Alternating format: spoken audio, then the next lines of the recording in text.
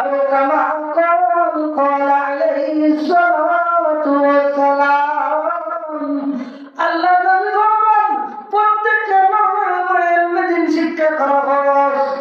এই জন্য এলমেদিন কি পরিমাণ শিক্ষা করা ফরজ, আলেম আলেম মুফতি মুহাদ্দিস মুফাসসির ফরজ নয় বলে আলহামদুলিল্লাহ, কিন্তু প্রত্যেকটা মানুষের এলমেদিন শিক্ষা করা ফরজ। মানে যে পরিমাণ এলেম পাঁচ টাকা খাওয়ার আর পুজো গুজর নামাজ রোজাও এই পরিমাণ এলেম শিক্ষা করা প্রত্যেকটা মানুষের ঘরের উপর আইন। তলাবুল ইলমি ফরিদাতুন আলা কুল্লি মুসলিম। এই জন্য প্রত্যেকটা মানুষকে ইলমের শিক্ষা করতে হবে।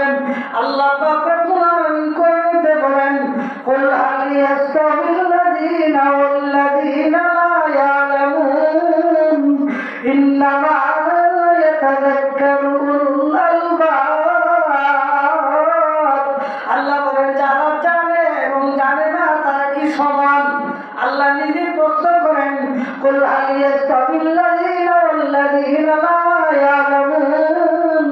আল্লাহ নিজে উত্তর দেন না না না, যারা জানে এবং জানে না তারা কোনদিন সমান হতে পারে না। এই জন্য আমার ভাইয়া যারা জানে না তারা কোথায় জানবে? ফাসআলু আহলা যিকরি ইন কুনতুম লা তা'লামুন। যারা জানে না, যারা জানে তাদের কাছ থেকে জেনে নিবে। ফাসআলু আহলা যিকরি মানে আহলুল ইলমি।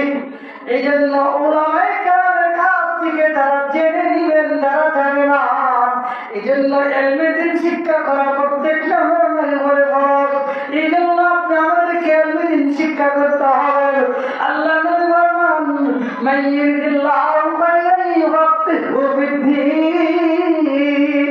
আল্লাহ যার মঙ্গল চান সেই ইলমের শিক্ষা করতে পারেন।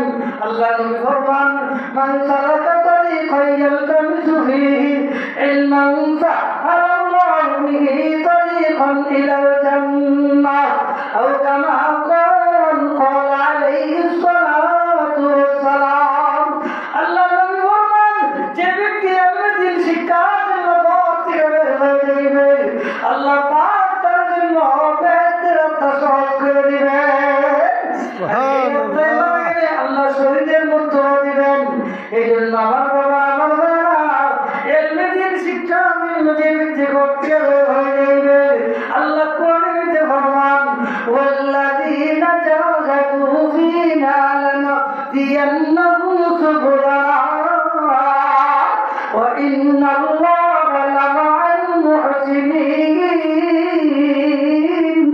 আল্লাহ পাক রব্বুল আলামিন ফরমান ইলমের শিক্ষা যে ব্যক্তি করতে বের হয়ে যাবে আমার রাস্তায় মুজাহাদা করবে, মেহনত করবে, আমি আল্লাহ পাক রব্বুল আলামিন তার জন্য সমস্ত হেদায়েতের রাস্তা করে দিব।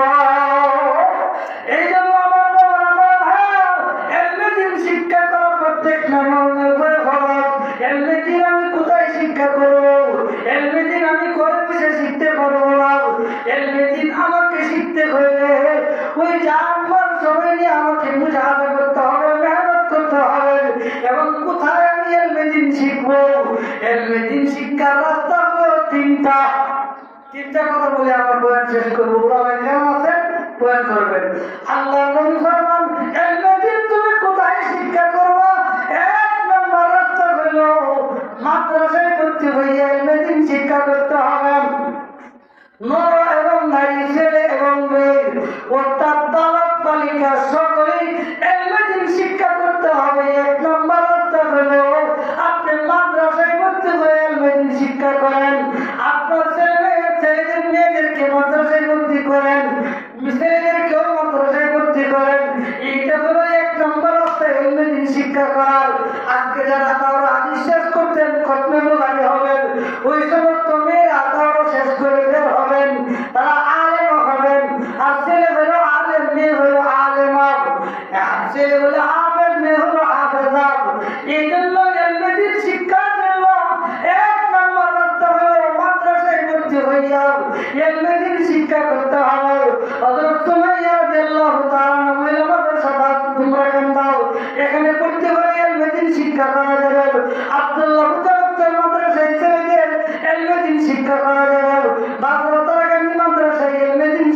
করা যাবে।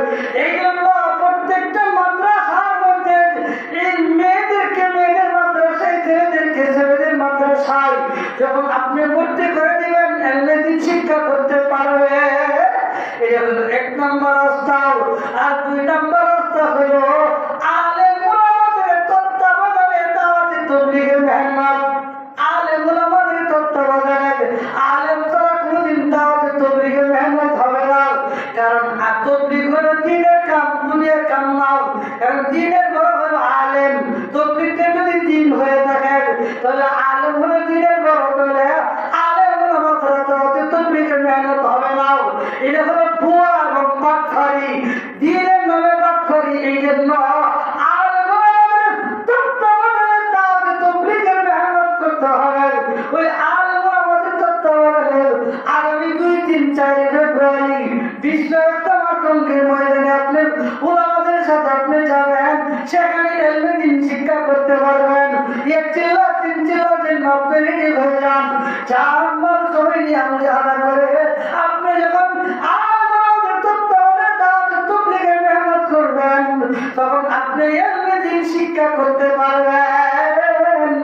এটাই আল্লাহ নবী ফরমান, মান সালাকা তরিকাই ইয়ালতামিসু ফীহি ইলমান সাহালাল্লাহু বিহি তরিকান ইলাল জান্নাহ আও কামা ক্বালা আলাইহিস সালাতু ওয়াস সালাম। এই এলমেদিন শিক্ষা থেকে বের হয়ে যাইবে, আল্লাহ পাক বেহেশতের রাস্তা সহজ করে দিবে।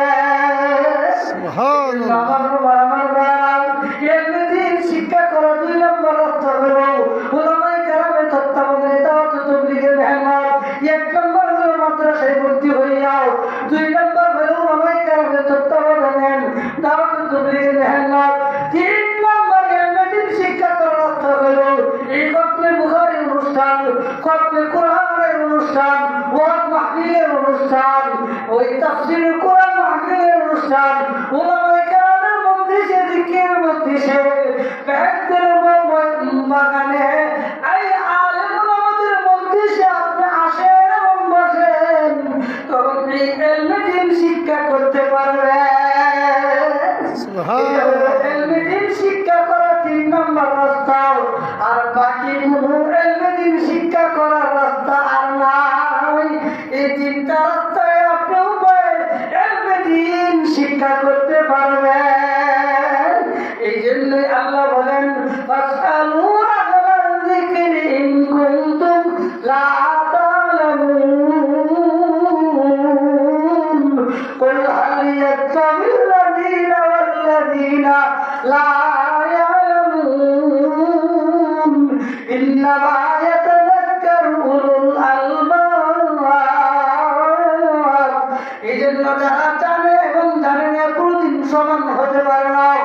এই জন্য যারা জানে না তারা আবুল ইলমি উলামায়ে কেরামের কাছে তারা জেনে নিবে। এই জন্য এলমেদিন শিক্ষা করে যখন আমি যদি এলমেদিন শিক্ষা করে যখন আমল করতে পারবো, কারণ এলম শিক্ষা না করে কোনদিন আমল করা যাবে না।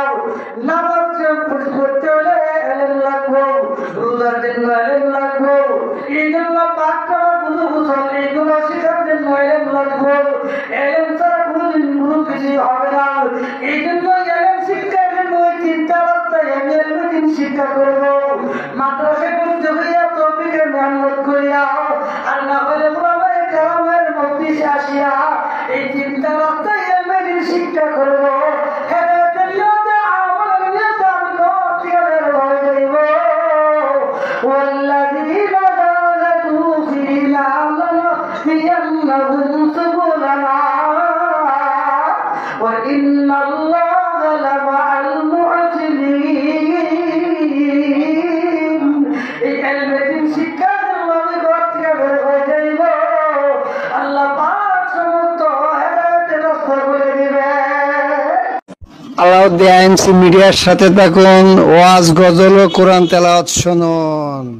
আলাউদ্দিন আইএমসি মিডিয়া, কুরআন হাদিসের কথা বলে।